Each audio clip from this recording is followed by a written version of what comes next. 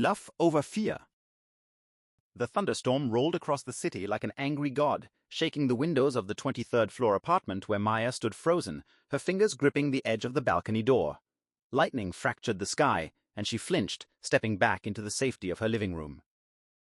She had lived in fear for so long that she'd almost forgotten what freedom felt like. 3 years ago, a car accident had left her with more than just physical scars. The crash had carved anxiety deep into her bones, turning her world small and manageable. She worked from home, ordered groceries online, and hadn't been in a car since that rainy October night. Her therapist called it PTSD. Maya called it survival. The knock at her door came unexpectedly, pulling her from the window where she'd been watching the storm with a mixture of terror and fascination. "Pizza delivery," called a voice, muffled by the door. "I didn't order any pizza," Maya said, keeping the chain lock fastened as she opened the door a crack.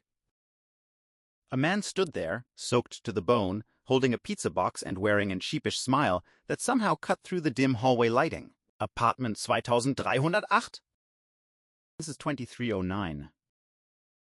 Ah. He glanced at the number on her door, then at the pizza box, then back at her with eyes that were warm despite his obvious discomfort. "I'm so sorry. New building. Terrible storm. Can barely see the numbers. I'll just—" He turned toward the next door, slipped slightly on the wet floor, and caught himself with a laugh that sounded like sunlight. Maya found herself smiling.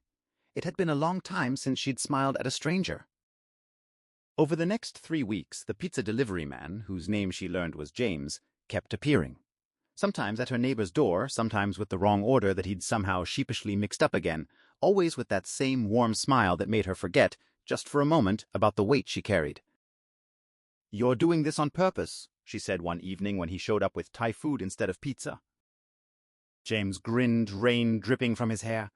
"Is it that obvious?" "Why?" He shifted his weight, suddenly vulnerable in a way that made her heart do something it hadn't done in years. "Because in 3 weeks, you're the only person who's looked at me like I'm not invisible. And because you have the saddest eyes I've ever seen, and I keep thinking if I make you smile enough times, maybe they'll change." Maya's breath caught. "You don't know anything about me. I know you're afraid of storms, but you watch them anyway. I know you haven't left this building in weeks. The doorman mentioned you're the tenant who never comes down. I know you're fighting something, and I think you're incredibly brave for it." The walls she'd built began to crack. They started talking through her doorway. Then eventually she let him in for coffee, and slowly, carefully, she told him about the accident, about the fear that had swallowed her whole, about how she'd built a life so small that nothing could hurt her, but also nothing could reach her. James listened without trying to fix her, without offering easy solutions. He simply sat beside her as the storms passed outside, his presence steady and sure. "I have an idea," he said one evening, 6 weeks after they'd first met, "and you can absolutely say no." "What kind of idea?" Maya asked, suspicious but curious.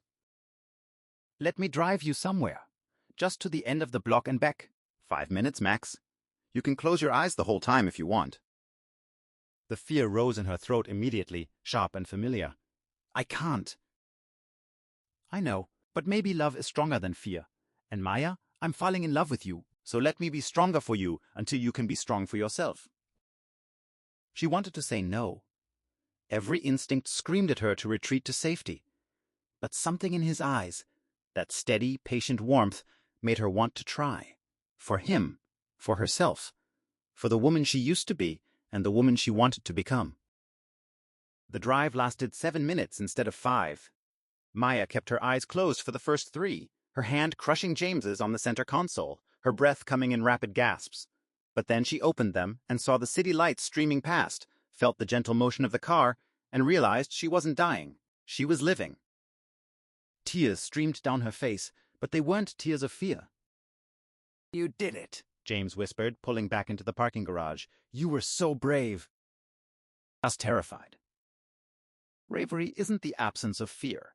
It's loving something more than you fear everything else.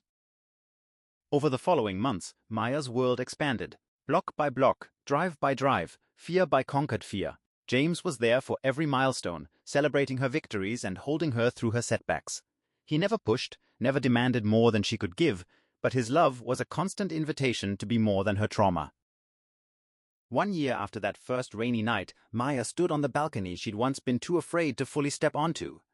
James was beside her, his arm around her waist, as they watched storm clouds gather on the horizon. "Still scared?" he asked softly. "Terrified," she admitted, "but I'm here anyway." He kissed her temple. "That's all that matters." Maya realized then that love hadn't erased her fear. It had given her something worth being afraid for, something worth fighting for. In choosing love over fear, she hadn't become fearless. She'd become free. Thunder rumbled in the distance, and for the first time in years, Maya smiled at the sound.